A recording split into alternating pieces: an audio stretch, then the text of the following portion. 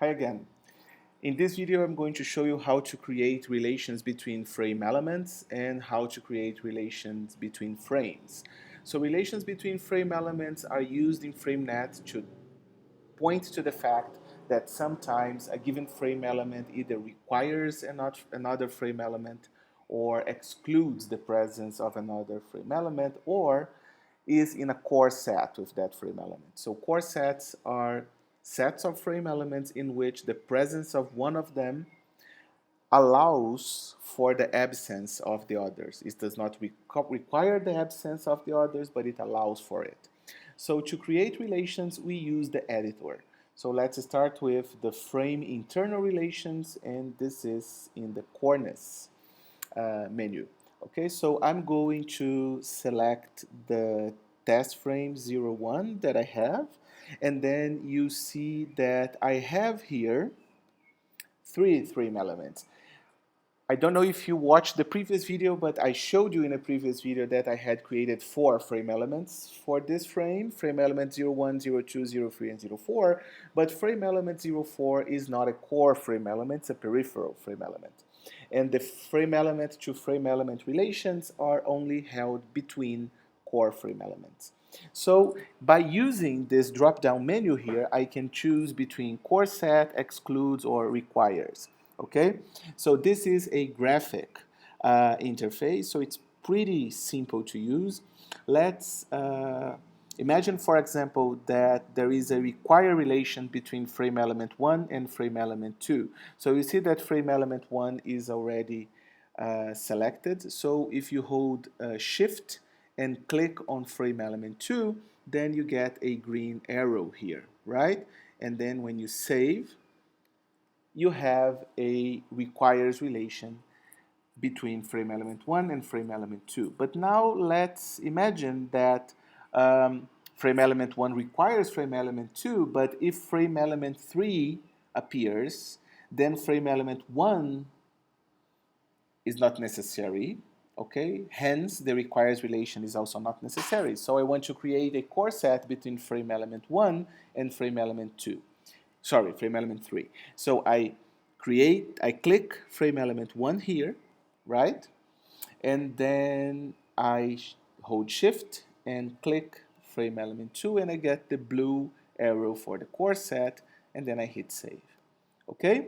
After doing this, what I'm going to show you is that if I go to the structure menu and hit the frame and search for test, okay, and click here in the report, I have the relations here in the report. So you see that frame element 1 requires frame element 2, and there is a frame element core set between frame element 1 and frame element 3, right?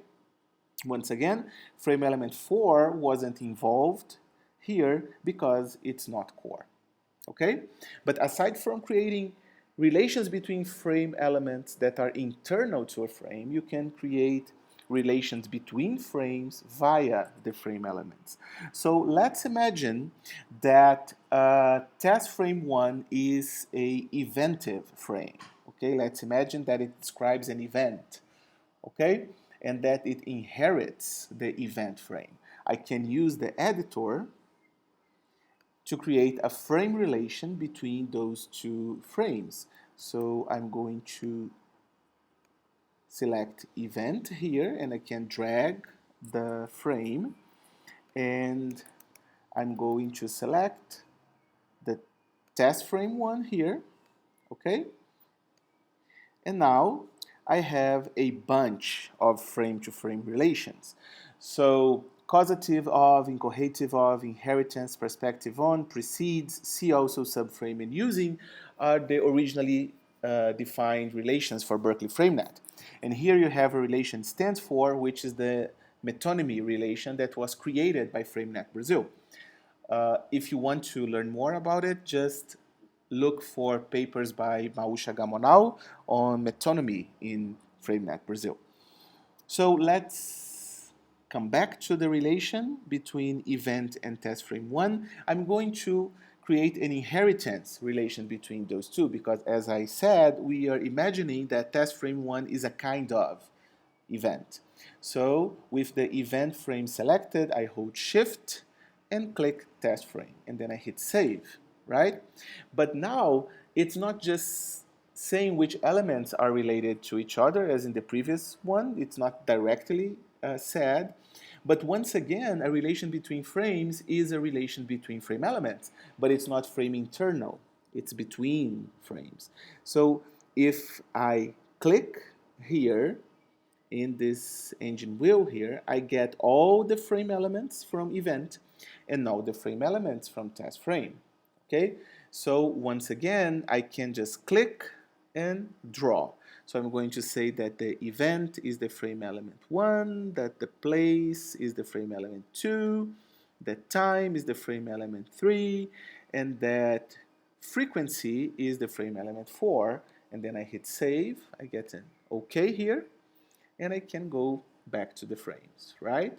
So if I go to the structure menu and hit frame, and once again I look for the test frame that I created, right?